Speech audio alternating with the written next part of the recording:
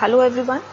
Last lecture जो था TV engineering का मॉड्यूल 1 टॉपिक 2 का, उसमें हम लोगों ने स्कैनिंग के बारे में पढ़ा था, इमेज कॉन्टिन्यूटी के बारे में पढ़ा था, परसिस्टेंस ऑफ विजन के बारे में पढ़ा था। हम लोगों ने देखा था कि कोई भी इमेज या कोई भी लाइट जब हमारे रेटिना पे इंसिडेंट होता है तो जब उस लाइट को हटा दिया जाता है तो इमीडिएटली सीज नहीं होता है हमारे रेटिना पे, वो कुछ टाइम तक स्टोर रहता है। कितने टाइम तक? 1/16 ऑफ अ सेकेंड।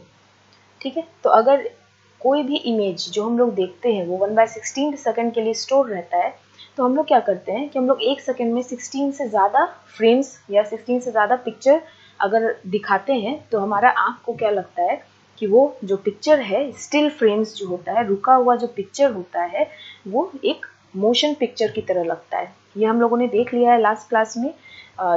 जो उन्होंने नहीं देखा या जिनको नहीं समझ में आया वो दोबारा से वो वीडियो देख सकते हैं। तो इसी चीज़ का हमारा जो आई का प्रॉपर्टी है ये और परसिस्टेंस ऑफ विजन है, इस चीज़ का फ़ायदा उठाते हुए हम लोगों ने क्या किया, जो हमारा टीवी सिस्टम है, मोशन पिक्चर में हम लोग 24 फ्रेम्स भेजते हैं एक सेकेंड में, लेकिन टीवी सिस्टम्स में हम लोग 25 फ्रेम्स भेजते हैं।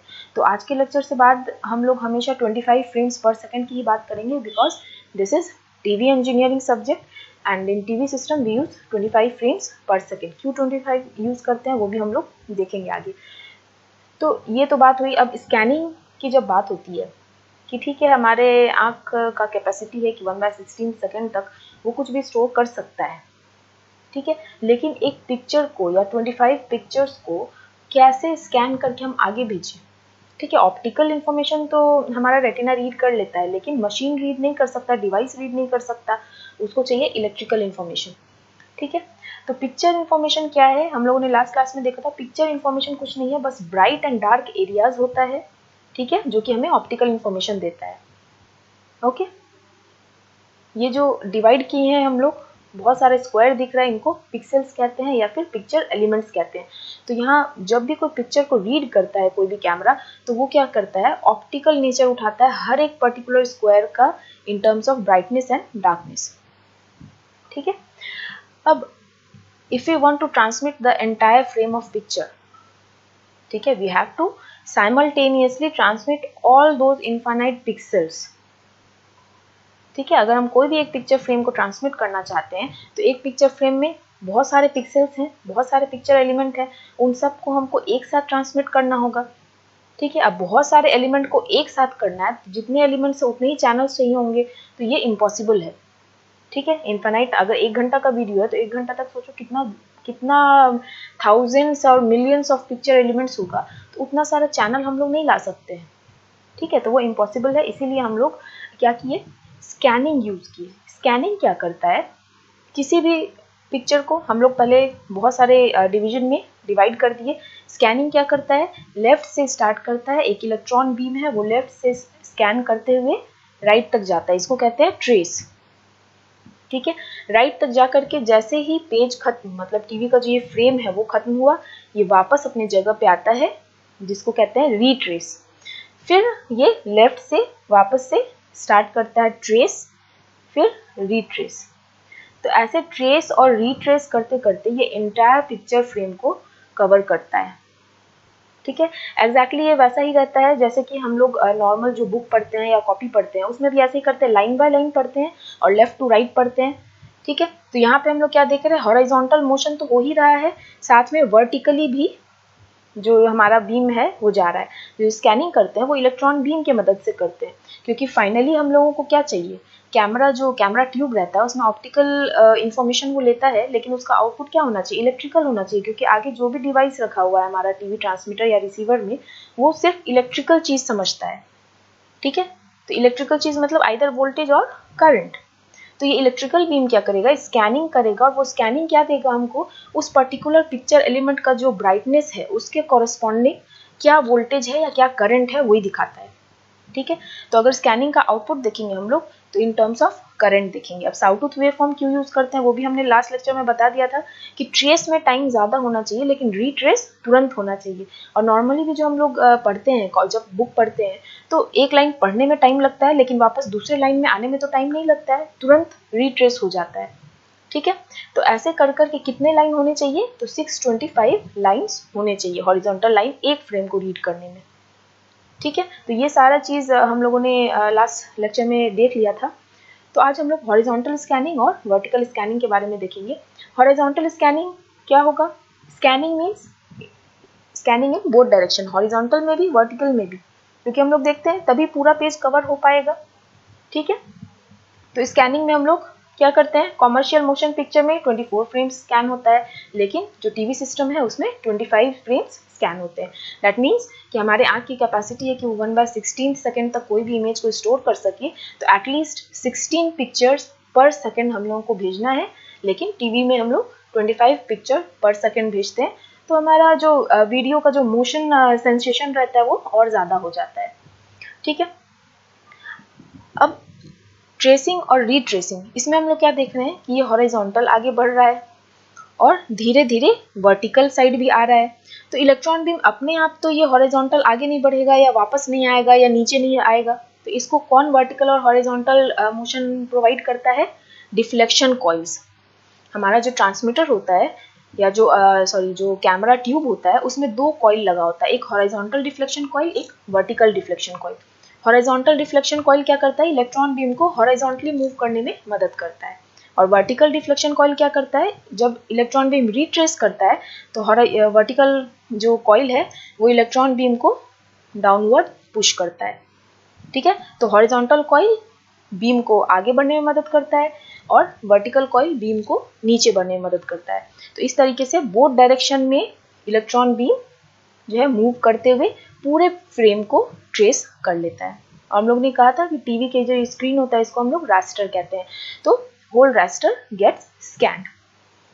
ठीक है, तो अगर हम लोगों ने देखा कि स्कैनिंग जो है वो या तो करंट या फिर वोल्टेज के टर्म्स में हम लोग लेते हैं, तो अभी ये जो इलेक्ट्रॉन बीम है, तो जहाँ फ्लो ऑफ इलेक्ट्रॉन होता है वहाँ पे करंट होता है, तो इसीलिए हम लोग जो इसका एनालिसिस है वो करंट के टर्म में करेंगे। तो the start of horizontal trace is at left edge of raster and finishes at the right edge. ये तो हम लोगों ने देखा है कि हॉरिजॉन्टल ट्रेस जो होता है, ट्रेस स्टार्ट कहाँ से हो रहा है? ये लेफ्ट है, ये राइट है, तो लेफ्ट से स्टार्ट होकर के राइट तक जाता है। ठीक है, तो अगर इन टर्म्स ऑफ करंट देखें तो क्या होगा? ये हम लोग अगर हॉरिजॉन्टल जो स्कैनिंग बीम है उसके द्वारा जो हॉरिजॉन्टल करंट प्रोड्यूस हुआ है, अगर उसको प्लॉट करेंगे टाइम के साथ, तो क्या होगा? फर्स्ट हॉरिजॉन्टल लाइन जाएगा, ट्रेस करेगा, राइट तक जाकर के रुक जाएगा। वही चीज़ हम लोगों ने दिखाया है कि पहले ये गया, ट्रेस किया, तो ये पॉइंट क्या दर्शा रहा है? ये लेफ्ट एज दिखा रहा है, और ये वाला जो पॉइंट है ये रास्टर का राइट एज है। तो यहाँ से क्या हो रहा है? लेफ्ट टू राइट जा रहा है, तो वही हम लोगों ने लेफ्ट टू राइट ट्रेस दिखाया। ठीक है, अब राइट एज पे मैक्सिमम करंट होता है, तो ये राइट एज पे मैक्सिमम करंट हो गया। उसके बाद क्या होगा? ये जो स्कैनिंग बीम है वो रीट्रेस होगा, वापस से लेफ्ट साइड आएगा, इसीलिए यहाँ से ये रीट्रेस होकर के लेफ्ट साइड आ गया। ठीक है, ये यहाँ आ गया। अब इसी पे फर्स्ट लाइन जो हमारा था वो खत्म हो गया, फर्स्ट लाइन ये वाला, ये खत्म, रिट्रेस आ गया। अब स्टार्ट क्या होगा? दूसरा लाइन, तो फिर ये सेकंड लाइन का स्टार्ट हुआ, सेकंड लाइन इसी तरह ट्रेस करेगा राइट मोस्ट एज पे जा करके और वापस रिट्रेस कर जाएगा, तो सेकंड लाइन खत्म हो गया। ठीक है, इसमें ध्यान क्या रखना है कि जो मैक्सिमम हॉरिजॉन्टल करंट होता है वो कहाँ पे होता है? राइट मोस्ट पे। ठीक है, तो ये ट्रेस और रीट्रेस। अब हम लोगों ने देखा था कि कोई चीज़ अगर जिसका स्लोप ज़्यादा है और कोई चीज़ स्ट्रेट स्टीप है, तो उसमें से टाइम किस में ज़्यादा लगेगा? इसमें लगेगा। तो ट्रेस करने के लिए टाइम ज़्यादा रिक्वायर्ड होता है और रीट्रेस तुरंत हो जाता है। ठीक है, अब ये अलग से है, ये दूसरा डायग्राम है। अगर दोनों को कंबाइन करें तो क्या होगा? हम लोग देखेंगे कि ये हमारा रास्टर है। ठीक है, 625 लाइन्स इसमें होना चाहिए, तो रास्टर का लेफ्ट एज ये है, राइट ये है। तो क्या होगा? लेफ्ट से जो करंट है वो स्टार्ट होगा, धीरे धीरे करंट का मैग्नीट्यूड बढ़ेगा और राइट में जाकर के मैक्सिमम होगा। जैसे ही ये राइट में पहुंच जाएगा फिर करंट घटना शुरू होगा, क्योंकि ये रीट्रेस करेगा। ठीक है, और फिर से ये ट्रेस के लिए आ जाएगा। तो यहाँ तक जो है वो एक लाइन होगा, इतना दूर ट्रेस पीरियड, इतना दूर रीट्रेस पीरियड। तो ट्रेस पीरियड मतलब क्या? Time period in which tracing is happening. इतने दूर ट्रेस हो रहा है, इसलिए ये जो पीरियड हुआ ये ट्रेस पीरियड हुआ। और रीट्रेस पीरियड कितना हुआ? रीट्रेस तुरंत होता है, क्योंकि स्कैनिंग बीम को वापस अपने जगह तुरंत लौटना पड़ता है ताकि वो दूसरा लाइन शुरू कर पाए। तो देखो रीट्रेस जो पीरियड है वो बहुत कम है, ठीक है, तो ये छोटा वाला जो है वो रिट्रेस पीरियड हुआ। तो अगर वन साइकिल, टोटल साइकिल क्या होगा, ट्रेस प्लस रिट्रेस, फिर ट्रेस प्लस रिट्रेस, ऐसे करके। किसी भी वेव का साइकिल क्या होता है कि वो एक पीरियड बाद जब अपने आप को रिपीट करता है, वही उसका टाइम पीरियड या फिर एक साइकिल होता है। तो ये अगर वेव फॉर्म हम लोग देखें तो क्या है, ये ट्रेस हो रहा है, ये रिट्रेस हुआ, उसके बाद वापस से ये ट्रेस शुरू हो गया। दैट मीन्स एक साइकिल यहाँ पे कंप्लीट हुआ, एक ट्रेस और एक रिट्रेस पे एक साइकिल खत्म होता है। इसीलिए one cycle of deflection current क्या होगा, one trace period plus one retrace period. तो इस तरीके से हॉरिजॉन्टल स्कैनिंग होता है। क्या होता है इसमें, लेफ्ट से राइट स्कैनिंग होता है, और जो करंट होता है वो सॉटूथ वेवफॉर्म टाइप का होता है। सॉटूथ इसलिए होता है, ट्रायंगुलर क्यों नहीं हुआ, ट्रायंगुलर होता तो ट्रेस में जितना टाइम लग रहा है उतना ही टाइम रिट्रेस में लगता, जो कि हम लोग नहीं चाहते। हम लोग चाहते हैं कि राइट से लेफ्ट तुरंत लौटे स्कैनिंग बीम, तो तुरंत लौटेगा तो कम टाइम लगेगा। तो अगर हम प्लॉट करेंगे तो वो कुछ इस तरह से आएगा, ये चीज़ नहीं आएगा। तो इस टाइप का जो वेवफॉर्म होता है वो होता है सॉटूथ।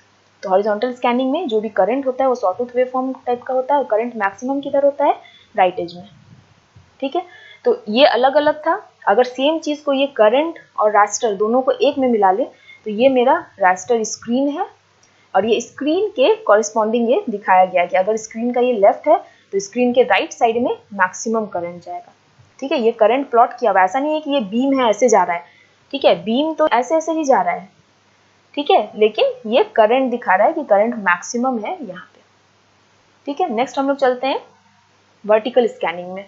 वर्टिकल स्कैनिंग में क्या होता है, जैसे जैसे हॉरिजॉन्टल स्कैनिंग होते रहता है उसी के साथ साथ वर्टिकल भी होते रहता है। क्यों, क्योंकि वर्टिकली डाउन शिफ्ट होते जा रहा है वेवफॉर्म, हॉरिजॉन्टल और वर्टिकल दोनों एक साथ हो रहा है।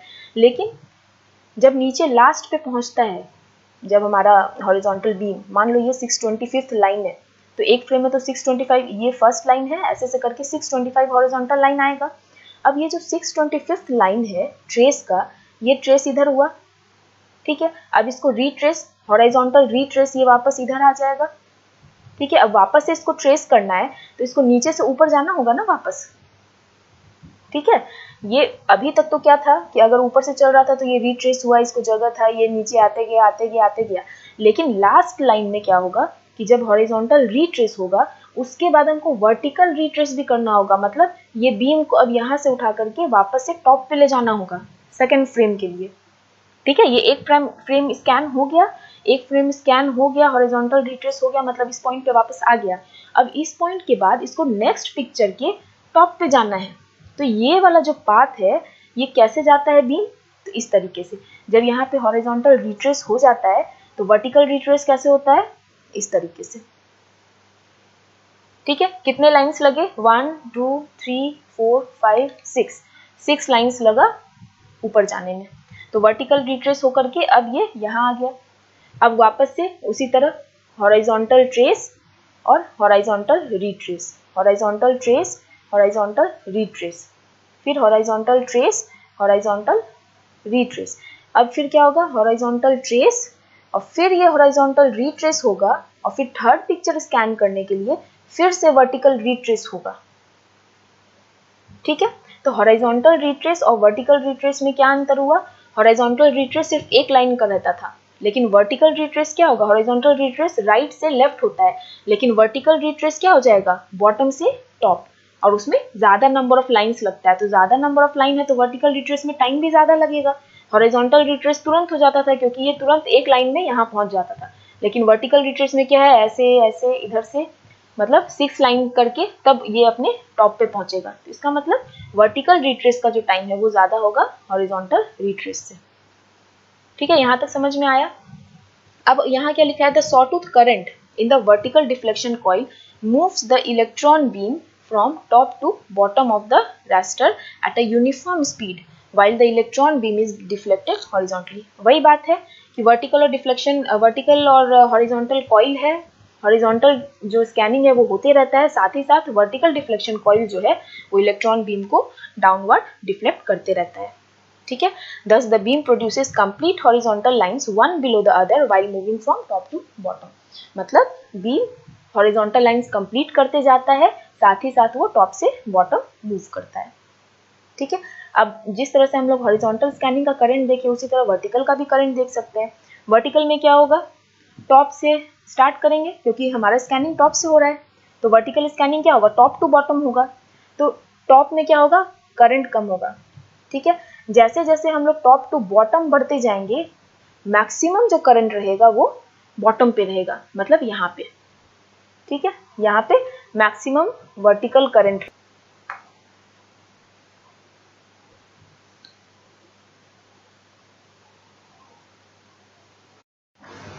तो यहाँ पे मैक्सिमम करंट रहेगा।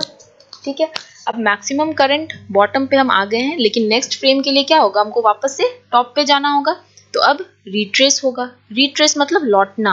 ठीक है, इंग्लिश में अगर मीनिंग देखें तो रिट्रेस मीन्स लौटना। तो इसको वापस बॉटम से टॉप पे लौटना है। ठीक है, तो उसी तरह ये रिट्रेस हो गया। वापस से ये सेकंड फ्रेम के लिए फिर से वर्टिकल ट्रेस होगा। तो ये जो ट्रेस, वर्टिकल ट्रेस का टाइम है, इसमें कितना हॉरिजॉन्टल ट्रेस होता है, 625 हॉरिजॉन्टल ट्रेस। ये तो सबको समझ में आ गया है, क्योंकि एक वर्टिकल ट्रेस कब होगा, जब ये पूरा टॉप से बॉटम आएगा, और टॉप से बॉटम आने में कितना हॉरिजॉन्टल ट्रेसिंग होता है, 625। ठीक है, अब हॉरिजॉन्टल वाले में हम लोग देखे थे कि यहाँ पे फर्स्ट लाइन लिखा रहता था, लेकिन यहाँ पे फर्स्ट फ्रेम लिखा हुआ है, क्योंकि हॉरिजॉन्टल ट्रेस और रीट्रेस हर लाइन के साथ होता था। एक लाइन हॉरिजॉन्टल है तो उसके लिए एक रीट्रेस, तो 625 लाइंस होता था हॉरिजॉन्टल, तो इतना ही ट्रेस भी होता था और 625 रीट्रेस भी होगा। लेकिन वर्टिकल में क्या है, वर्टिकल ट्रेस कब होगा, जब पूरा एक फ्रेम खत्म हो जाएगा। तो मतलब एक फ्रेम के लिए एक वर्टिकल ट्रेस होगा और एक वर्टिकल रीट्रेस होगा, इसीलिए एक फ्रेम के लिए। ठीक है, अब अगर रास्टर में हम लोग देखें तो रास्टर में अगर साइमल्टेनियसली एक करंट दिखाना है तो क्या होगा, ट्रेसिंग कहाँ से होगा, टॉप से बॉटम, और बॉटम में मैक्सिमम करंट होगा। तो टॉप से बॉटम आया, ठीक है, ये ट्रेस हो गया। अब बॉटम के बाद इसको वापस से टॉप पे जाना है, तो ये वापस से रिट्रेस हो जाएगा। तो ये बॉटम वाला चीज है, ये यहाँ टॉप वाला चीज है, तो बॉटम से टॉप ये वापस आ गया। फिर ये टॉप से बॉटम ट्रेस करेगा। ठीक है, याद क्या रखना है, करंट कहाँ मैक्सिमम होगा, जहां से भी स्कैनिंग शुरू हो रहा है वहां पे करंट मैक्सिमम नहीं होता है, जहां पे स्कैनिंग खत्म हो रहा है वहां पे करंट मैक्सिमम होता है। तो हॉरिजॉन्टल के केस में क्या होता था, जब हॉरिजॉन्टल ट्रेस करते थे तो यहाँ से हॉरिजॉन्टल ट्रेस शुरू होता था और खत्म क्या होता था, यहाँ पे, मतलब लेफ्ट से शुरू होकर के राइट पे खत्म होता था, इसीलिए जहां खत्म हो रहा है वहां पे मैक्सिमम करंट होता था। ठीक है, तो हॉरिजॉन्टल के केस में क्या होता था, IH मैक्सिमम होता था कहाँ पे, राइट साइड में। ठीक है, और वर्टिकल में क्या होगा, वर्टिकल ट्रेस हमारा यहाँ से शुरू हो रहा है और बॉटम पे खत्म हो रहा है, तो बॉटम पे जो वर्टिकल करंट है वो मैक्सिमम होगा। ठीक है, तो ये समझ में आ गया, हॉरिजॉन्टल और वर्टिकल स्कैनिंग दोनों ही स्कैनिंग साथ में होता है, ताकि पूरा एक फ्रेम जो है हमारा स्कैन हो पाए और हम लोग उसको भेज पाए। दोनों को, दोनों डायरेक्शन में स्कैन करने के लिए हमारे पास दो टाइप का डिफ्लेक्शन कॉइल रहता है, हॉरिजॉन्टल डिफ्लेक्शन कॉइल और वर्टिकल डिफ्लेक्शन कॉइल। ठीक है, ये समझ में आ गया कि ट्रेस रिट्रेस दोनों में होता है, हॉरिजॉन्टल में भी और वर्टिकल में भी। लेकिन हॉरिजॉन्टल में क्या होता है, 625 हॉरिजॉन्टल लाइंस होते हैं हमारे पास, तो हर एक लाइन के लिए एक ट्रेस होगा, एक रिट्रेस होगा। लेकिन वर्टिकल ट्रेस क्या होगा, एक फ्रेम के लिए एक ट्रेस होगा और एक रिट्रेस होगा। ठीक है, तो नेक्स्ट जो हमारा टॉपिक है वो है नंबर ऑफ स्कैनिंग लाइंस। मतलब किसी भी एक पिक्चर को अगर हम स्कैन करना चाह रहे हैं तो सबसे पहले तो हमको ये पता करना होगा कि कितने नंबर ऑफ स्कैनिंग लाइंस हमको स्कैन करना है। ठीक है, ये तो हम लोग देख लिए कि टीवी सिस्टम में क्या होता है, 625 लाइन से स्कैन करते हैं और 25 फ्रेम्स पर सेकेंड भेजते हैं। तो हम लोग को ये देखना है कि आखिर ये 625 लाइंस आया कहाँ से, कुछ तो ऐसा कैलकुलेशन होगा, तभी तो लोग को पता चला कि हाँ हम लोग को 625 हॉरिजॉन्टल लाइन जो है वो यूज करना है। ठीक है, तो क्या हुआ, for proper reproduction of brightness gradation from electrical signal variation we require an estimate number of scanning lines. अगर हम चाहते हैं कि हम जो ब्राइटनेस लेवल है हमारा, उस ब्राइटनेस लेवल से हम उसको इलेक्ट्रिकल फॉर्म में कर पाए, मतलब ऑप्टिकल से उसको इलेक्ट्रिकल फॉर्म में कर पाए, तो उसके लिए क्या होगा, हमको appropriate number of scanning lines जो है वो सेट करना होगा। मान लेते हैं कि 625 की जगह हम सिर्फ 25 लाइंस ले रहे हैं, तो क्या होगा, अगर इमेज ये है और बहुत कम नंबर ऑफ लाइंस हम स्कैन करेंगे तो हमको पूरा इन्फॉर्मेशन नहीं मिल पाएगा ना। ठीक है, एक पूरा पिक्चर मेरे पास है, अगर हम उसको सिर्फ 3 लाइन से अगर करते हैं तो क्या होगा, 1 लाइन, 2 लाइन, 3 लाइन, तो ये बीच का जो इन्फॉर्मेशन है वो सारा तो लॉस्ट हो जाएगा। मिलेगा क्या, सिर्फ ये लाइन जहां जहां है बस वहां का इन्फॉर्मेशन। तो ऐसा पिक्चर तो हमको नहीं चाहिए, इसीलिए ये बहुत ज़रूरी है कि हम लोग कितने नंबर ऑफ लाइन से स्कैनिंग करें। अब बहुत कम नहीं ले सकते हैं तो बहुत ज़्यादा नंबर ऑफ लाइंस भी नहीं ले सकते हैं। बहुत ज़्यादा नंबर ऑफ लाइंस लेने से क्या होगा, हमारा सिस्टम जो रिक्वायरमेंट है वो हाई हो जाएगा। फालतू में रिसोर्स क्यों बर्बाद करना। बहुत ज़्यादा नंबर ऑफ लाइंस लेंगे तो उसके लिए हमारा जो डिफ्लेक्शन कॉइल है उसको उतना ही ज़्यादा फ्रीक्वेंसी पे काम करना पड़ेगा। ठीक है, तो अभी हम लोग देखते हैं कि ये जो व्हाइट बार है, ये बार जैसा पैटर्न है, तो ये डैश लाइन जो है उसको समझ लो ब्लैक, और ये जो ब्लैंक है उसको समझ लो व्हाइट। ठीक है, ये डार्क व्हाइट है। तो ये जो डार्क कलर का है, ठीक है, ये एक स्कैनिंग बीम टाइप का समझ लो। तो consider black and white bar patterns where electrical information corresponding to brightness of each bar will be correctly reproduced during scanning process. मतलब क्या हुआ कि स्कैनिंग लाइन, अभी तक जो लाइन हम लोग ऐसे लाइन से दिखा रहे थे, अब समझ लो कि ये सारा एक स्कैनिंग बीम है। स्कैनिंग बीम का विड्थ समझ लो बस। ठीक है, स्कैनिंग बीम को हम लोग मोटा कर दिए हैं, ये समझ लो। ठीक है, तो अभी क्या होगा, जो भी मेरा ये जो स्कैनिंग होगा वो इस एरिया में आएगा। इस एरिया में जितना भी इंफॉर्मेशन है सबको स्कैन करेगा, फिर रिट्रेस होगा, फिर ये सारे इंफॉर्मेशन को स्कैन करेगा, फिर रिट्रेस होगा। ठीक है, तो लिखा है thickness of bar is thickness of scanning beam. तो अभी तक हम लोग स्कैनिंग बीम को सिर्फ एक लाइन से रिप्रेजेंट कर रहे थे, पर अगर हम लोगों को कैलकुलेट करना है कि एग्जैक्टली कितने नंबर ऑफ स्कैनिंग लाइंस होने चाहिए, तो हम लोग मान लेते हैं कि पिक्चर को हम लोग कुछ नंबर ऑफ बार्स में डिवाइड किए हैं, जहाँ की ईच बार का जो थिकनेस है वो हमको एक स्कैनिंग बीम का थिकनेस बता रहा है। तो जितना नंबर ऑफ बार्स है उतना लाइंस। ठीक है, अभी लाइन की जगह बस समझ लो कि स्कैनिंग बीम का थिकनेस हम बढ़ा दिए हैं। ठीक है, तो obviously the greater number of lines into which the picture is divided in the vertical plane, the better will be the resolution। ये तो जानते होगे कि जो पिक्चर एलिमेंट होता है उसको पिक्सल कहते हैं, और कोई भी फोटो होता है ना हाई पिक्सल होगा तो फोटो क्वालिटी अच्छा होता है, बोलते हैं ना पिक्सल वैल्यू ज़्यादा होना चाहिए। ठीक है, तो जितना ज़्यादा नंबर ऑफ एलिमेंट्स में हम लोग उसको डिवाइड करेंगे उतना ज़्यादा अच्छा रिजोल्यूशन होगा। तो लेकिन इसका मतलब ये तो नहीं है कि हम लोग एकदम इन्फानाइट नंबर में डिवाइड कर दें कि बहुत अच्छा रिजोल्यूशन हो, क्योंकि इन्फानाइट नंबर में करेंगे तो वो ट्रांसमिट ही नहीं हो पाएगा ना। ठीक है, तो इसीलिए हम लोगों को कुछ एक ऐसा बीच का नंबर निकालना होगा जो कि ना बहुत कम हो और ना बहुत ज़्यादा हो। तो जब कैलकुलेशन किया गया तो पता चला कि 625 लाइन्स जो है वो प्रॉपर है। तो कैसे आया हम लोग देखते हैं। The total number of lines that need be employed is limited by the resolving capability of the human I at minimum viewing distance. Resolving capability मतलब क्या होता है कि कोई भी दो चीज़ को कितना डिफरेंशियली हम लोग देख पा रहे हैं, रिजॉल्व कर पा रहे हैं, मतलब हमारे आँख को ये पता चले कि हाँ ये दो चीज़ अलग अलग है। और मिनिमम व्यूइंग डिस्टेंस मतलब कम से कम डिस्टेंस, मतलब हमारा आँख जो देख रहा है वो कितने, वो होता है ना कभी कोई चीज़ को बहुत ज़्यादा पास तुम आँख के अपने बहुत पास ले आओ तो तुम नहीं पढ़ पाओगे, या जो कॉपी है अगर उस कॉपी को एकदम आँख के बहुत पास ले आओ तो तुम्हें कुछ नहीं समझ में आएगा, तुम कुछ नहीं पढ़ पाओगे। लेकिन एक पर्टिकुलर डिस्टेंस पे रखोगे तब पढ़ पाओगे। तो हमेशा हमारे आई के लिए क्या होता है, एक मिनिमम व्यूइंग डिस्टेंस होता है कि कम से कम इतना व्यूइंग डिस्टेंस होना चाहिए। ठीक है, तो ये चीज़ हमको पता लगाना है कि हमारा आई जो है, अगर ये हमारा आँख है तो कितने डिस्टेंस तक ये देख सकता है, और दो चीज़ को कितने क्लोजली हम लोग दो चीज़ को रखेंगे कि ये रिजॉल्व कर सकता है।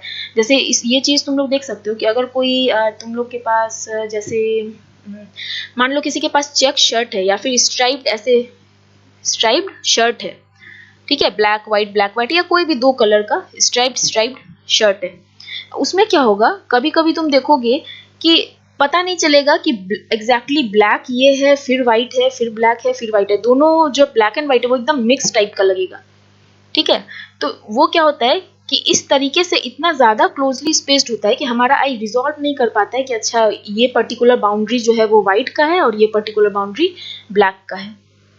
ये चीज़ देख सकते हो, ज़्यादातर जो स्ट्राइप्ड कपड़ा होता है या फिर चेक्ड शर्ट होता है या फिर कपड़ा छोड़ो तो अगर तुमको इमेज भी देखो जिसमें ब्लैक वाइट बहुत सारा स्ट्रिप है, तो कभी ऐसा देखोगे तो लगेगा कि वो दोनों मर्ज है।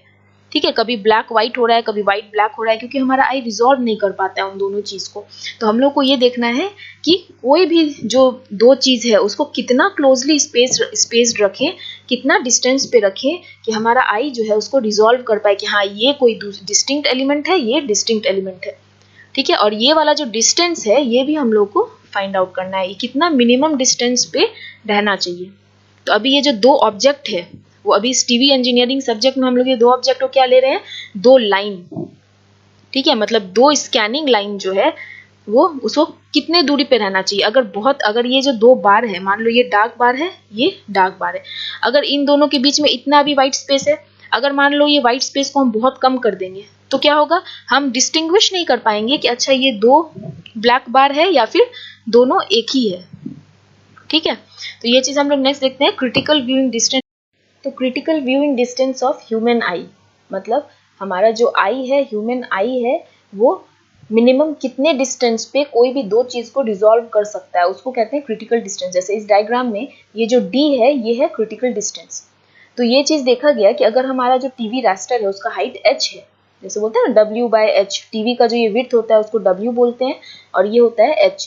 तो टीवी का जो भी हाइट है स्क्रीन का, उसका 4 टाइम्स एटलीस्ट जो होता है वो क्रिटिकल डिस्टेंस होना चाहिए। कभी तुम लोग देखे होगे जब टीवी लाने गए होगे तो टीवी एक्चुअली हम लोग ऐसे ही खरीद लेते हैं, लेकिन टीवी कैसे खरीदा जाता है, रूम का साइज देख करके, ठीक है। ऐसा नहीं है कि रूम बहुत छोटा है और बहुत बड़ा टीवी ले लिए, तो वो लेने से कोई फायदा नहीं है, क्योंकि हमारा जो आई का क्रिटिकल डिस्टेंस है वो ऐसा है कि टीवी स्क्रीन का जितना भी हाइट है उससे एटलीस्ट 4 टाइम्स दूर हम लोग को बैठना चाहिए। तो 4 टाइम्स डिस्टेंस पे बैठेंगे तो जो पिक्चर क्लैरिटी है और जो रिजॉल्विंग पावर है वो बेटर होगा, ठीक है। लेकिन अभी क्या है, लेने का यार बड़ा टीवी हम लेंगे, रूम का साइज नहीं देख रहे हैं हम लोग, ये नहीं देख रहे हैं कि हमारे रूम में इतना स्पेस अवेलेबल है भी या नहीं कि हम लोग उसके 4 टाइम्स जो उसका हाइट है स्क्रीन का उसके 4 टाइम्स बैठ पाएंगे या नहीं, ठीक है। तो ये हमेशा याद रखना है कि क्रिटिकल व्यूइंग डिस्टेंस जो होता है वो होता है 4h, means 4 times the height of screen, ठीक है। तो ये तो हम लोगों को पहले से पता है। पता क्या करना है कि पिक्चर, जब मान लो ये टीवी का स्क्रीन है और यहाँ पे बहुत सारा पिक्चर एलिमेंट है, तो ये दो पिक्चर एलिमेंट जो है उसको कितने स्पेस पे रहना चाहिए, वो कितना एंगल सबटेंड करना चाहिए आई पे, जो कि हमारा आई जो है उसको क्लियरली रिजॉल्व कर पाए, ठीक है। तो एंगल कैसे, मतलब दो कितने स्पेस पे रहेगा, मान लो 2 पॉइंट हम इतने स्पेस पे रखें और हमारा आंख यहाँ पे है, ठीक है। तो एंगल कितना करेगा, ऐसे ये। अब अगर इसी 2 पॉइंट को हम बहुत क्लोज रखेंगे और हमारा आंख है यहाँ पे, तो एंगल क्या करेगा, तो कितने दूर रखा हुआ है इसी पे डिपेंड करेगा ना कि कितना एंगल वो सबटेंड कर रहा है। ये मैथ्स में आर्क वाला प्रॉब्लम है, अगर हम इसको और पास रख देंगे तो ये कितना एंगल सबटेंड करेगा, कम करेगा। तो यही चीज हमको देखना है कि ये जो दो एलिमेंट है वो उसको कितना एंगल सबटेंड करना चाहिए हमारे आई पे, जिससे कि आई क्लियरली डिसॉल्व कर पाए कि हाँ ये दो अलग अलग एलिमेंट है। नहीं तो क्या होगा, अगर बहुत दूर का चीज देख रहे हो, वही बोले अगर कोई भी स्ट्राइप्ड चीज है, मान लो ब्लैक एंड व्हाइट चीज है, तुम दूर से देख रहे हो तो तुम क्लियरली इसको बोल नहीं पाओगे कि अच्छा उसमें ब्लैक एकदम ये ब्लैक स्ट्राइप ऐसे है, व्हाइट स्ट्राइप ऐसे है, तुमको सब मिक्स लगेगा ब्लैक एंड व्हाइट, ठीक है। तो हम लोग को क्या खोजना है कि आखिर ये 625 लाइंस आया कहाँ से, मतलब हम क्या बोल रहे हैं कि पूरे स्क्रीन रास्टर को 625 लाइंस में डिवाइड करना है, ठीक है। मतलब इतना स्पेस होना चाहिए कि जो हाइट है उसको हम 625 टाइम्स डिवाइड कर रहे हैं, ठीक है। तो नंबर ऑफ लाइंस रिक्वायर का जो फॉर्मूला होता है वो होता है number of vertical lines equals to 1/अल्फा रो, ठीक है। तो ये एनवी क्या हुआ, नंबर ऑफ लाइंस, जो alternate dark and bright bars अभी हम लोग दिखाए थे उसका नंबर, ठीक है। तो वो जो ब्राइट एंड डार्क बार्स है वो और कुछ नहीं है, वो स्कैनिंग बीम ही है, ठीक है। तो जितना भी एनवी निकलेगा that means number of scanning lines, तो ये इक्वल होता है 1/अल्फा रो के। अल्फा क्या है, angle subtended between two adjacent element, ठीक है। जो दो एडजेसेंट मीन्स अगल बगल वाला, तो जो दो पिक्चर एलिमेंट, ठीक है, वो जो एंगल आंख पे सबटेंड कर रहा है वो एंगल हो गया अल्फा, ठीक है। और इसका भी देखा गया है कि 1/60 डिग्री वैल्यू होता है, मतलब अगर किसी भी दो ऑब्जेक्ट के बीच में 1/60 डिग्री जो एंगल है वो आंख पे सबटेंड करेगा तो हमारा आंख जो है इसको क्लियरली रिजॉल्व कर पाएगा, ठीक है। So our eye can resolve any two picture element which subtend 1/60 degree angle, ठीक है। तो मिनिमम जो है वो इतना रहना चाहिए, इससे ज्यादा कम हम लोग नहीं कर सकते हैं। कम से कम भी दो एलिमेंट को इतने दूरी पे रहना चाहिए कि वो हमारे आई पे कितना एंगल सबटेंड करे, 1/60, ठीक है। तो अल्फा का नंबर ऑफ लाइंस निकालने में क्या चाहिए, 1/अल्फा रो, अल्फा और रो का वैल्यू चाहिए। अल्फा का वैल्यू क्या हो गया, 1/60 डिग्री। अब रो क्या होता है, rho equals to D by H, means ये जो क्रिटिकल व्यूइंग डिस्टेंस है डिवाइडेड बाय एच। ठीक है, क्या हो गया, rho equals to D by H. और हम लोग क्या जान रहे हैं, ये जो डी है क्रिटिकल व्यूइंग डिस्टेंस, उसको कितना टाइम्स होना चाहिए एच के, 4 टाइम्स, तो 4h बाय एच, तो रो का वैल्यू क्या हो जाएगा 4। अब इस फॉर्मूला में हमको रो भी मिल गया और अल्फा भी मिल गया, तो अब वैल्यू पुट करेंगे N V equals to 1 by alpha की जगह ये पाई बाई 180 इंटू 1/60 क्यों हुआ, क्योंकि कोई भी कैलकुलेशन में हम लोग जानते हैं कि अगर डिग्री है तो उसको रेडियन में कन्वर्ट करते हैं, तो 180 degree equals to pi radian होता है, ये हम लोग सभी जानते हैं। तो 1 डिग्री इक्वल्स टू क्या होगा, पाई बाई 180 रेडियन। तो 1/60 डिग्री को हमको चेंज करना है रेडियन में, तो 1/60 डिग्री इक्वल्स टू क्या होगा, पाई बाई 180 इंटू 1/60 रेडियन। तो ये वाला जो चीज हुआ ये रेडियन में वैल्यू हुआ अल्फा का। ठीक है, और रो 4 है, तो जब इसको कैलकुलेट किए तो आंसर आया 860। ठीक है, मतलब 860 हॉरिजॉन्टल जो लाइंस है, जो अभी हम लोग 625 बोल रहे थे, वो अभी इस कैलकुलेशन के हिसाब से 860 आया। ठीक है, तो इसी कैलकुलेशन के बेसिस पे जो फ्रेंच टीवी सिस्टम है वो 819 लाइंस यूज करता है। ठीक है, इसमें तो अप्रोक्सीमेट आया ना 860, तो जब टीवी सिस्टम बनता है तो वो अपने रिक्वायरमेंट के हिसाब से थोड़ा बहुत इधर उधर कर सकता है, तो 860 की बजाय 819 लाइंस यूज होता है फ्रेंच टीवी में। ठीक है, अब देखते हैं, picture elements are not equally spaced but have random distribution of black, grey and white. अब ये जो डायग्राम हम लोग बनाए थे कि ये जो बार्स दिख रहे हैं व्हाइट और डार्क बार्स, वो हमारा स्कैनिंग बीम है, तो अभी हम लोग देख लेंगे एकदम इक्वली स्पेस्ड है। ठीक है, इतना दूर ब्लैक है, इतना दूर व्हाइट है, इतना मतलब एकदम यूनिफॉर्मली इक्वली स्पेस्ड है। लेकिन क्या हमारे पिक्चर में ऐसा होता है, पिक्चर में तो ऐसा नहीं होता। पिक्चर में मान लो ये हमारा पिक्चर है, यहाँ पे पेड़ है और यहाँ पे कुछ नहीं है, तो कुछ नहीं है, तो जब मेरा अगर हम ऐसे इसको डिवाइड करेंगे तो क्या होगा, जहाँ पे कुछ नहीं है वहाँ व्हाइट होगा, या फिर अगर स्काई है तो वो ब्लू होगा, तो उसका ब्राइटनेस क्या होगा, ज़्यादा होगा। और अगर ये पेड़ है, ये डार्क ग्रीन कलर का है, तो जब स्कैनिंग यहाँ से चलेगा तो यहाँ पे ब्राइटनेस ज़्यादा है, और यहाँ जाएगा तो क्या होगा, डार्क ग्रीन, मीन्स ब्राइटनेस कम हुआ। ठीक है, तो ये यूनिफॉर्म नहीं है ना, यहाँ पे भी ये यूनिफॉर्म नहीं है, ये जैसे ये यहाँ तक आएगा तो ये ब्राउन कलर का इसका जो है वो स्टेम होगा, यहाँ ग्रीन लीव्स होगा, तो ये क्या है, यूनिफॉर्मली डिस्ट्रीब्यूटेड नहीं है। ठीक है, लेकिन यहाँ पे हम लोग अज्यूम क्या किए हैं कि यूनिफॉर्मली डिस्ट्रीब्यूटेड है। ठीक है, तो analysis and test suggest that 70% of total lines get separately scanned in the vertical direction and remaining 30% gets merged with other elements due to beam spot falling equally on two consecutive line। इसका मतलब क्या हुआ कि पिछले slide में हम लोग देखे थे कि जो बीम स्पॉट था वो एग्जैक्टली क्या था, ये व्हाइट वाला अगर स्कैन कर रहा है तो एकदम व्हाइट वाले के बीच में रहता था, इसी एरिया में रहता था। डार्क स्पेस अगर स्कैन कर रहा है तो बिल्कुल ये इस बाउंड्री से बाहर नहीं आता था, इसी में सीधे जाके स्कैन करता था। लेकिन जो प्रैक्टिकल जो हमारा इमेज होता है उसमें ऐसा नहीं होता, क्योंकि वहाँ पे जो भी इंटेंसिटी है वो बिल्कुल यूनिफॉर्मली डिस्ट्रीब्यूटेड नहीं रहता है, उसमें रैंडम डिस्ट्रीब्यूशन होता है। मोनोक्रोम का बात कर रहे हैं इसलिए ब्लैक, ग्रे और व्हाइट का।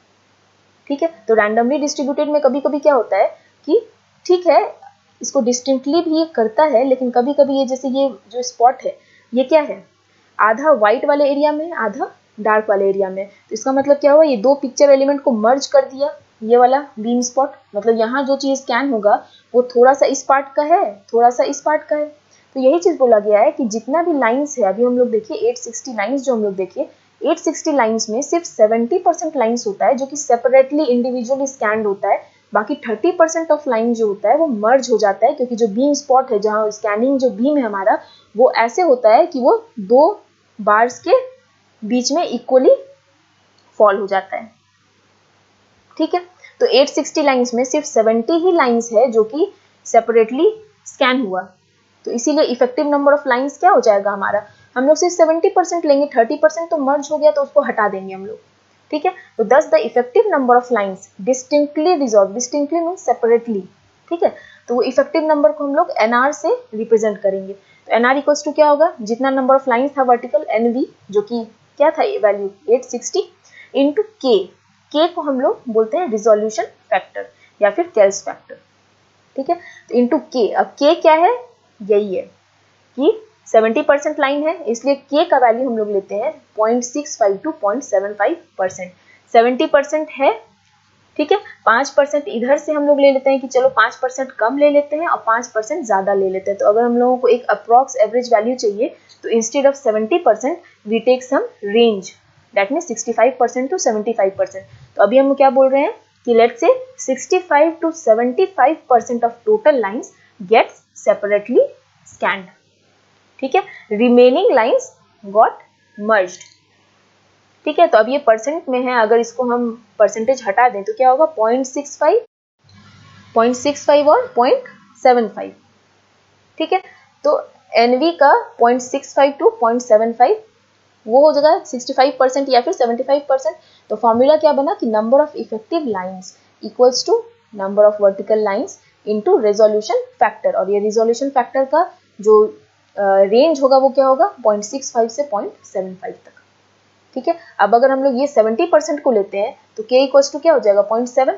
तो 0.7 लेकर के अगर हम देखते हैं कि ठीक है हम लोग मान लेते हैं 70% लाइन जो है वो सेपरेटली स्कैन्ड हुआ, ठीक है, बाकी जो 30% है वो मर्ज हो गया, तो टोटल इफेक्टिव जो हमारा लाइंस रहेगा वो कितना आएगा NV इंटू के। NV का वैल्यू है 860, k है 0.7, तो ये आ गया 602, ठीक है। तो instead of taking 860 lines we take only 602 lines. क्यों? Because only 70% of lines get separately scanned, rest 30% gets merged, ठीक है। Now although I can detect the effective sharpness provided by about 800 scanning lines, but the improvement is not very significant after 500 lines while viewing pictures having motion। इसका मतलब क्या हुआ कि मान लो तुम exam में बहुत कुछ अच्छा कर रहे हो, ठीक है, तो ये जो लाइन है कि although I can detect the effective sharpness provided by about 800 scanning lines but improvement is not very significant after 500 lines. इसका मतलब क्या हुआ, एक एग्जाम्पल लो, मान लो किसी बच्चे को 100 में से 30 नंबर आता है, ठीक है, उसके पेरेंट्स बोलेंगे कि भाई अच्छे से पढ़ो, इम्प्रूव करो थोड़ा मार्क्स, टीचर बोलेगा मार्क्स इम्प्रूव करो, चलो ठीक है वो इम्प्रूव किया 40, टीचर और पेरेंट्स दोनों बोलेंगे और इम्प्रूव करो, 40 से इम्प्रूव करके वो लाया 50, वो लाया 60, वो लाया 70। तो जब 70 आएगा तो इम्प्रूवमेंट कितना का हुआ 30 से वो 70 लाया, तो पेरेंट्स और टीचर्स बहुत ही ज़्यादा खुश होंगे कि अरे वाह 30 से 70 लाया, ठीक है। फिर 70 से अगर मान लो कोई 90 लाया, ठीक है, तो अब टीचर्स का एक्सपेक्टेशन क्या हो गया कि हाँ ये बच्चा जो है पहले 30 लाता था लेकिन अब 90 लाएगा। बहुत खुश हुए टीचर, पेरेंट्स भी बहुत खुश हुए, लेकिन अब क्या है 90 के बाद क्या होगा, अगर ये इम्प्रूव करके 92 लाया, नेक्स्ट एग्जाम में इम्प्रूव करके 93 लाया, उसके बाद 94 लाया, तो क्या होगा कि उतना असर कुछ वैसा नहीं होगा ना टीचर्स पे ना पेरेंट्स पे कि हाँ ठीक है 90 के बाद अगर 95 भी है तो ओके है, वो उतना ज़्यादा खुशी नहीं मिलेगा। वो जो 30 से 70 और 30 से 90 तक का जो एक्सपेक्टेशन था, उसके बाद ये एक दो नंबर का अगर बढ़ भी जाता है या 90 के बाद उसको 95 भी आ जाता है तो इसका कंपैरिजन नहीं करेगा ये वाला जो जंप था, ठीक है। वही चीज़ टीवी में होता है। टीवी में क्या होता है कि ऑल्दो अभी हम लोग देखें कि 860 लाइन्स चाहिए, अगर हम लोगों को बहुत अच्छा रिजोल्यूशन चाहिए, हम लोग चाहते हैं कि 2 पिक्चर जो है वो अच्छा रिजॉल्व हो हमारे आई पे, लेकिन 500 लाइन्स तक ऐसा होता है कि जैसे जैसे तुम नंबर ऑफ लाइन्स बढ़ाते जाओगे जो रिजोल्यूशन है हमारे आई के इस पे वो अच्छा होते जाएगा। लेकिन आफ्टर 500 लाइन्स क्या होता है कि ठीक है अगर 500 लाइन्स के बाद तुम लाइन्स बढ़ाते भी हो तो कोई बहुत ज़्यादा इम्प्रूवमेंट वाला चीज़ नहीं होता है, ठीक है। जितना कि तुम्हारा 0 से 500 लाइन्स में इम्प्रूवमेंट हुआ कि हाँ 500 लाइन अगर 400 लाइन्स लेकर के जितना रिजोल्यूशन मिलता उससे ज़्यादा अच्छा रिजोल्यूशन हमको 500 लाइन्स लेकर के मिला। लेकिन 500 लाइन्स के बाद क्या होता है, ये 860 लाइन्स चाहिए होता है, तो अगर इसको अप्रॉक्स हम लोग करें कि 800 लाइन्स, तो 500 से 800 के बीच में हम कितना भी लाइन्स बढ़ाते हैं तो उस हिसाब से इम्प्रूवमेंट नहीं होता है, ठीक है। जैसे मान लो कि अगर टीचर 4 घंटा भी किसी को पढ़ा रहा है तो इम्प्रूवमेंट मार्क्स में नहीं आ पा रहा है उतना, ठीक है। तो इसीलिए अब जितना नंबर ऑफ लाइन्स हम लोग बढ़ाएंगे हम लोगों का जो कॉस्ट है उतना बढ़ेगा क्योंकि सिस्टम रिक्वायरमेंट्स उतना ही ज़्यादा होगा। तो हम लोग क्या चाहते हैं कि नंबर ऑफ लाइन्स बहुत ज़्यादा भी नहीं हो, अगर बहुत ज़्यादा इम्प्रूवमेंट नहीं हो रहा है लाइन बढ़ाने से तो हम लोग नहीं बढ़ाएंगे, ठीक है, पिक्चर ऐसे भी दिखेगा। कोई वीडियो है, अगर उसको 360p में देखते हो और 480p में देखते हो, अगर तुमको लग रहा है डेटा तो ज़्यादा खर्च होगा 480p में 360 के कंपैरिजन में, लेकिन अगर तुमको लग रहा है कि नहीं 360 में जितना रिजोल्यूशन हमको मिल रहा है उसमें कोई खास फर्क नहीं पड़ रहा है अगर हम 480 करते हैं, तो 480 मत करो, ठीक है, 360 पे ही रहने दो। वही चीज़ यहाँ पे है कि 500 से ज़्यादा स्कैनिंग लाइंस अगर हम लोग बढ़ाते भी हैं तो भी बहुत ज़्यादा इंप्रूवमेंट हम लोग को नहीं दिखता है, इसलिए 800 स्कैनिंग लाइंस लेने का ज़रूरत नहीं है, क्योंकि क्या होगा, जितना ज़्यादा नंबर ऑफ स्कैनिंग लाइंस लेंगे वो हम लोग का चैनल बैंडविड्थ उतना ही इंक्रीज होगा, ठीक है, क्योंकि उसको लाइंस को जो स्कैनिंग बीम उसको साइमल्टेनियसली भेजना होता है, तो जितना ज़्यादा स्कैनिंग लाइन लेंगे उतना ज़्यादा बैंडविड्थ लगेगा चैनल का, तो इसीलिए also the channel bandwidth increases with increase in number of lines. तो अगर चैनल बैंडविड्थ इंक्रीज होगा तो क्या होगा, पूरा का पूरा जो हमारा सिस्टम है उसका कॉस्ट बढ़ जाएगा। तुम लोग देखते होगे जो भी ब्रॉडबैंड सिस्टम है उसका कॉस्ट ज़्यादा होता है, ठीक है, लेस बैंडविड्थ वाला जो सिस्टम होता है उसका कॉस्ट कम होता है, ठीक है। अब चैनल बैंडविड्थ बढ़ेगा तो क्या होगा, नंबर ऑफ टेलीविजन चैनल्स जो होगा, जो कि हम लोग टीवी में प्रोवाइड कर पाएंगे, ट्रांसमिट कर पाएंगे, वो कम हो जाएगा। और यूएचएफ वीएचएफ तो हम लोग बताएं, ट्रांसमिटिंग एंटेना जो है वो किस रेंज में ट्रांसमिट करता है, आइदर वेरी हाई फ्रीक्वेंसी और अल्ट्रा हाई फ्रीक्वेंसी में। अब चैनल बैंडविड्थ इंक्रीज होने से टेलीविजन चैनल्स कैसे कम हो जाएगा, ये देखते हैं। मान लेते हैं टोटल जो विड्थ है चैनल का वो हमारे पास इतना है, ठीक है, मानते हैं 100 मेगाहर्ट्ज, मान लो एक एग्जाम्पल है बस, 100 मेगाहर्ट्ज में मेरे पास 10 टीवी चैनल है, star plus, star news, ABP news, ऐसे करके 10 चैनल है, ठीक है, और ईच चैनल जो है वो 10 मेगाहर्ट्ज स्पेस लेता है। तो अभी अगर मेरे पास 100 मेगाहर्ट्ज का चैनल है तो हम आराम से 10 टीवी चैनल को भेज सकते हैं, 10-10 मेगाहर्ट्ज ऐसे करके 10 चैनल आ जाएगा, क्योंकि चैनल विड्थ मेरा 100 मेगाहर्ट्ज है। लेकिन अगर हम स्कैनिंग जो नंबर ऑफ स्कैनिंग लाइन्स है उसको बढ़ाएंगे तो चैनल विड्थ बढ़ेगा। चैनल विड्थ बढ़ेगा मतलब ये जो 10 मेगाहर्ट्ज था अभी एक टीवी चैनल के लिए, अब 10 से बढ़ के मान लो 20 मेगाहर्ट्ज हो गया, क्योंकि हम लोग स्कैनिंग लाइन्स का जो नंबर है वो बढ़ा दिए। तो मेरे पास था 10 टीवी चैनल, अब क्या हुआ, हर टीवी चैनल का 10 मेगाहर्ट्ज से 20 मेगाहर्ट्ज हो गया चैनल विड्थ। तो अब क्या, अब टोटल जो बैंडविड्थ प्रोवाइडेड है, गवर्नमेंट जो बैंडविड्थ प्रोवाइड किया वो तो चेंज नहीं करेगी, जितना गवर्नमेंट से मिला है हम लोग को उसी में ट्रांसमिट करना है। तो अब क्या होगा, एक चैनल का बैंडविड्थ 20 मेगाहर्ट्ज हो गया, तो अब 100 मेगाहर्ट्ज के विड्थ में कितना चैनल हम लोग भेज पाएंगे, सिर्फ 5 टीवी चैनल भेज पाएंगे, ज्यादा चैनल नहीं भेज पाएंगे, ठीक है। तो इसमें लॉस हुआ, ट्रांसमिशन लॉस हुआ, कि हम लोग instead of 10 TV channels we are sending only 5, ठीक है। तो इसीलिए जो नंबर ऑफ स्कैनिंग लाइंस होता है बढ़ाएंगे, अगर स्कैनिंग लाइन बढ़ाएंगे तो रिजोल्यूशन जो हमारा होता है वो तो बढ़ेगा, लेकिन चैनल का जो बैंडविड्थ है वो घट जाएगा, सॉरी बढ़ जाएगा, और टीवी चैनल्स जो है वो घट जाएंगे, ठीक है। तो रिजोल्यूशन बढ़ेगा, नंबर ऑफ स्कैनिंग लाइंस अगर बढ़ेगा तो रिजोल्यूशन बढ़ेगा, नो डाउट, पिक्चर क्वालिटी जो होगा वो बढ़ेगा, लेकिन उसके साथ साथ क्या होगा, जो चैनल बैंडविड्थ है वो भी बढ़ जाएगा, और चैनल बैंडविड्थ अगर बढ़ेगा तो जो नंबर ऑफ टीवी चैनल जो प्रोवाइडेड है अभी टीवी पे वो घट जाएगा। पहले वाले टीवी में जब उतना बैंडविड्थ नहीं था तो देखते हो कि लिमिटेड नंबर ऑफ चैनल आता था, 20 या 25 चैनल, और आजकल के इसमें देखो कितना सारा चैनल आता है, ठीक है। तो इसीलिए हम लोग को चूज करना पड़ता है, और ये सब अगर टीवी चैनल जो है, नंबर ऑफ टीवी चैनल अगर कम हो जाएगा तो क्या होगा, हमारा कॉस्ट भी बढ़ेगा, ठीक है, सिस्टम कॉस्ट भी बढ़ेगा। तो इसीलिए हम लोगों को चूज करना पड़ता है कि हम लोगों को ऐसा नंबर ऑफ लाइंस चूज करना है कि हमारा कॉस्ट कम हो और रिजोल्यूशन मतलब कि जो क्वालिटी है वो ज़्यादा हो, ठीक है। तो क्वालिटी ज़्यादा कब होगा, 800 लाइंस में, कॉस्ट कम कब होगा, 500 लाइंस में। तो हम लोगों को कुछ इस नंबर का लाइन स्कैनिंग लाइंस चूज करना है 500 और 800 के बीच का, ताकि हमारा कॉस्ट कम हो और रिजोल्यूशन भी, क्वालिटी ऑफ पिक्चर भी ठीक हो, बहुत ज़्यादा खराब नहीं हो, ठीक है। और ऐसे भी हम लोग जानते हैं कि 500 से हम लोग आगे बढ़ाएंगे, अगर 800 भी लेते हैं तो कोई बहुत ज़्यादा इंप्रूवमेंट नहीं होता है रिजोल्यूशन में, तो फिर हम लोग क्यों 800 तक जाएं, 800 लेंगे फालतू में, हमारा चैनल बैंडविड्थ बढ़ेगा, नंबर ऑफ टीवी चैनल्स जो हम लोग को मिलता है वो कम मिलेगा, कॉस्ट बढ़ेगा सिस्टम का, ठीक है। So this as a compromise between quality and cost, quality means resolution और कॉस्ट मीन्स जो ये नंबर ऑफ टीवी चैनल जो है वो घट जाता तो वो सिस्टम कॉस्ट बढ़ा देता, तो as a compromise between quality and cost, the total number of lines inclusive of those lost during vertical retrace has been chosen to be 625. इसमें इसका मतलब क्या हुआ, inclusive of those lost during vertical retrace, इसका मतलब ये हुआ inclusive means उसके साथ में, मतलब ये जो 625 लाइन्स चूज किया गया है उसमें वो भी लाइन है जो कि वर्टिकल रीट्रेस के टाइम में लॉस्ट हो गया था। हम लोगों ने देखा था कि वर्टिकल रीट्रेस मतलब बॉटम से जब वापस वो टॉप पे जाता है तो ऐसे ऐसे करके 6 लाइन्स उसको लगा था वापस टॉप पे जाने में। ठीक है, तो ये जो वर्टिकल रीट्रेस का टाइम होता है उसमें तो कोई इन्फॉर्मेशन नहीं जाता है। ठीक है, जब वर्टिकल रीट्रेस होता है तो कोई भी हॉरिजॉन्टल स्कैनिंग नहीं होता है ना, क्योंकि ठीक है, तो जब वर्टिकल रीट्रेस होता है तो कोई भी हॉरिजॉन्टल स्कैनिंग नहीं होता है, इसलिए कि कोई भी इंफॉर्मेशन जो कि पिक्चर में है वो पिकअप नहीं हो पाता है। ठीक है, तो कॉम्प्रोमाइज किया गया क्वालिटी और कॉस्ट से और 625 लाइन्स चूज किया गया।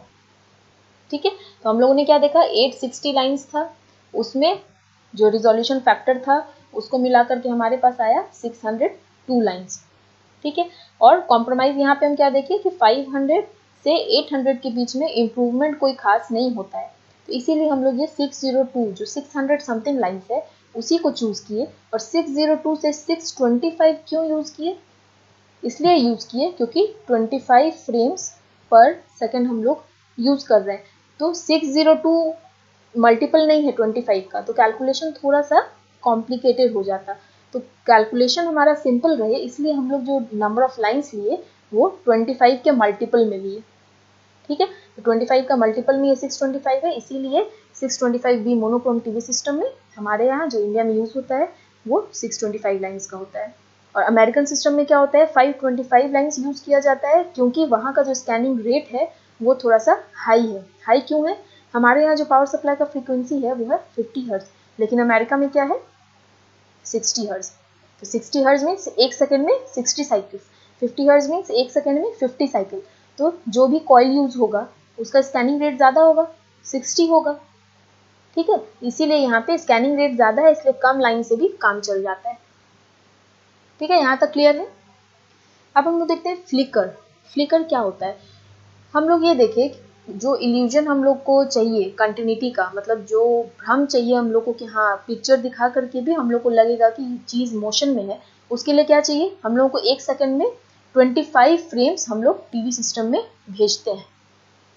ठीक है, लेकिन ये 25 फ्रेम्स पर सेकंड जिस स्पीड से जाता है वो स्पीड उतना ज़्यादा भी काफ़ी नहीं होता है कि वो 25 फ्रेम्स को आपस में स्मूथली ब्लेंड कर पाए। ब्लेंड मतलब एक दूसरे में मर्ज कर पाए।